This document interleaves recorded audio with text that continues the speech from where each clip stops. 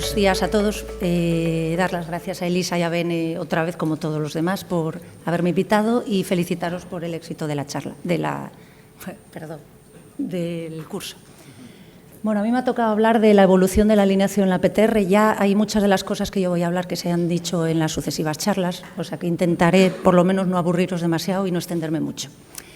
Es un tema que está muy de actualidad últimamente, es un poco arduo, un poco complejo y las cosas no están claras como ya hemos visto hasta ahora. Desde que hace ya más de 10 años se introdujo el concepto de varo constitucional y de la alineación cinemática de la rodilla, pues empezaron a surgir múltiples artículos de diferentes filosofías de la alineación en la rodilla. Basta con hacer una búsqueda sencilla en PubMed, alineación PTR, y vemos que en el año 2024 hay 465 artículos referentes a la alineación, con lo cual da idea de lo que preocupa. ¿Hacia dónde vamos con la prótesis de rodilla? Pues bueno, hay que empezar por la alineación mecánica. No voy a entrar en lo que es porque todo el mundo la conoce de sobra, pero sí que los detractores o los críticos con esta alineación hablan de que ignora por completo la cinemática de la rodilla y la alineación constitucional del paciente. Normalmente hay que hacer liberaciones y se sabe, está demostrado que cuantas más liberaciones hagamos, la satisfacción del paciente es menor. Globalmente, procedimiento satisfecho, pero si vas un poquito más allá, hay un montón de quejas, la gente se queja de que la rodilla no la siente como suya, hay alteraciones en la marcha, en los estudios de la marcha, ROMs disminuidos, entonces, como siempre, va bien, pero. Para poder entender las distintas filosofías de la alineación de las PTRs, tenemos que entender el concepto de alineación cinemática, alineación nativa del paciente. En este artículo, Bellemans describe en el año 2012 por primera vez el concepto de varo constitucional y ve que hay un 30%, un poquito más, de los hombres de raza caucásica tienen un varo constitucional. Si nos vamos a la raza oriental, es el fenotipo mayoritario. La mayoría de las clasificaciones de la alineación de la rodilla van orientadas en el plano coronal únicamente. Esto es el eje mecánico cadera, rodilla, tobillo, o sea, HK, perdón, y el eje mecánico tibial proximal medial y lateral o medial femoral distal. Se vio que hay una amplia distribución en los fenotipos en las personas sanas. La media en Occidente es de un HK de 180 más menos 3 y el ángulo femoral y distal de eje mecánico 90 más menos 5. Y en este artículo de Hirschman, hace referencia a que solamente un 3% de la población estudiada está dentro de ese eje neutro. ¿Qué pasa con la alineación sagital y con la rotacional? Pues bueno, no es que no sea importante, es que es muy difícil de cuantificar y la variabilidad, si ya es muy grande la variabilidad entre las personas con el alineamiento coronal, el alineamiento sagital y rotacional, las variabilidades son enormes, con lo cual hay que tenerlo en cuenta, pero de momento no es fácil hacerlo. Ya se habló, no me acuerdo quién hace un momento, de la clasificación CEPAC. Es una clasificación práctica y nos sirve para nuestra clínica, para tomar decisiones en la práctica nuestra habitual. Es una clasificación que utiliza solo dos variables, el eje femoral, el eje mecánico femoral distal lateral y el tibial medial proximal. Con estas dos variables determina por separado la alineación funcional y la oblicuidad de la interlínea articular. Y con eso define 9 fenotipos diferentes. ¿Qué ventaja tiene respecto a otras clasificaciones? Que tiene en cuenta el eje aritmético y no el eje mecánico. El eje mecánico, como podemos ver, bueno, en estas de aquí, cambia según va desgastándose el cartílago y si hay también subluxaciones en la rodilla. El aritmético se mantiene estable mientras no haya grandes defectos óseos centrales, con lo cual nos sirve para ver en los fenotipos en los pacientes sanos y en los pacientes con artrosis. O sea que nos sirve para determinar el fenotipo nativo del paciente, el que tenía antes de la artrosis. Vemos en esto el fenotipo 5 coincidiría con la alineación mecánica, con el eje mecánico neutro-neutro. Solamente está descrito tanto en sanos como en artrosis en un 15% de la población aproximadamente. Otra cosa que podemos aprovechar de esta clasificación es que nos puede dar una idea de qué fenotipos se beneficiarían más de hacer una alineación cinemática si lo que queremos priorizar no es el alineamiento, sino el balanceado de la rodilla. Aquí podemos ver que, aunque parece que hay un beneficio en la alineación mecánica en todos los fenotipos, sí que está estadísticamente significativo los fenotipos 1, que es el varo constitucional, y el 4, prácticamente consigue un 100% de alineación, según esta clasificación, con la alineación cinemática y tan solo un 15% menos con la alineación mecánica. Este otro artículo simplemente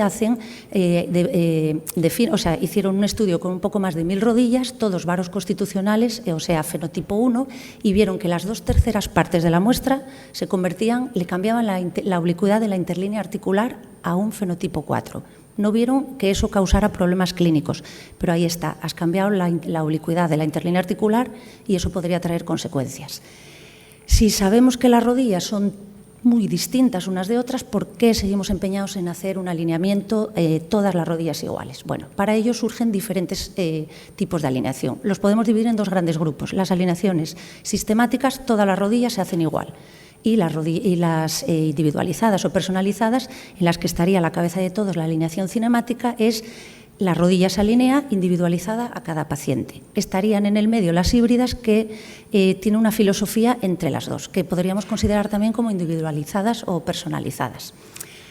La alineación anatómica se abandonó en su momento porque se pensó que era porque dejaban una interlínea oblicua, dejaban todas las rodillas a 3 grados de varo la tibia y a 3 grados de valgo el fémur. La realidad que más adelante se vio que lo que fallaba probablemente era que se utilizaban instrumentales antiguos, modelos protésicos antiguos, los polietilenos no eran altamente entrecruzados. La importancia de esta clasificación es que es la precursora de la alineación cinemática. ¿Qué es la alineación cinemática? Pues no es otra cosa que dejar la rodilla como era antes de que tuviera artrosis, intentando reproducir los 3 ejes cinemáticos que determinan el movimiento normal de una rodilla. Problemas que se le ve a este tipo de alineación, tú tienes que hacer, es una resurfacing femoral. ¿Qué quiere decir esto? Reproducimos el fenotipo nativo del fémur, haciendo cortes iguales en fémur distal y en fémur proximal, una vez que descuentas la usura que ha provocado la artrosis. Problema, ¿cómo calculas esa usura si ya tienes defecto óseo? Porque si solo es defecto condral, hay estudios que dicen que la media es de 2 milímetros de cartílago. Después, ¿qué pasa con esas alineaciones extremas que tenemos? Hay deformidades muy grandes que nos van a hacer dejar colocada la prótesis en varos anómalos o en valgos anómalos. Siempre está ahí el miedo de los críticos con este tipo de alineación. ¿Qué pasa con la supervivencia de la prótesis? Bueno, en ninguna de estos tipos de filosofías de alineación hay estudios serios, estudios bien hechos y estudios que se puedan, que realmente demuestren que son mejores unas que otras. Pero tenemos esta del propio Howell, que fue el que describió la alineación cinemática, un seguimiento a 10 años que no está mal y que ve que la supervivencia es muy similar a las realizadas con alineación mecánica. En el de abajo es un estudio mínimo de 2 años de seguimiento y ven que no hay diferencias ni en los resultados clínicos ni funcionales en los aflojamientos de hacer alineación mecánica o alineación cinemática. Pero, ¿qué pasa otra vez? ¿Cuál es el miedo? Esas alineaciones extremas. Hay estudios que han demostrado que por cada grado de varo que tú dejes la tibia, hay un 5% más de estrés en el platillo tibial medial.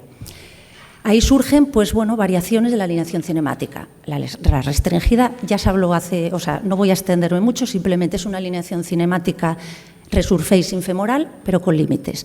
En ese artículo, es que no sé cómo se da aquí al puntero, en el artículo de aquí arriba, nos dan un algoritmo de cómo proceder a hacer la alineación restringida dependiendo de cuánta deformidad nativa tengamos en el ángulo mecánico tibial y femoral. Hay estudios que de lo mismo dicen que parece que va mejor, los resultados son mejores que la alineación mecánica, pero como siempre hay que demostrarlo. La alineación cinemática restringida inversa, que es una resurfacing pero de tibia. ¿Esto qué quiere decir? Hay que hacer el corte en la tibia igual medial que lateral. Una vez que descuentas, lo mismo, la usura del cartílago, del desgaste. Es prácticamente imposible hacerla sin ayuda de robótica o de navegación. ¿Por qué? Porque tú haces el corte en la tibia y luego balanceas en fémur. ¿Cómo calculas cómo tienes que hacer con instrumentales convencionales sin ayuda de robótica? Si yo tengo que quitarle un grado más al fémur o medio grado de varo, es muy complicado. Lo mismo, estudios que parece que sí, que va mejor, pero hay que demostrarlo. La alineación funcional, acaban de hablar de ella, lo que pretende es restaurar la alineación constitucional, preservando la laxitud nativa de la extremidad y que la rodilla nos quede equilibrada, usando límites, pero límites no solamente óseos, sino también límites en las laxitudes que queremos dejar. No están claramente establecidos, pero es una alineación, bueno, es la que es muy moderna, casi no hay estudios publicados, pero está descrita en el año 2020, menos de 4 años, no tiene ni 4 años. Esos 2 artículos que se pusieron hace un momento son interesantes porque te hacen diferencia en la forma de hacer una alineación funcional con la rodilla en varo o con la rodilla en valgo.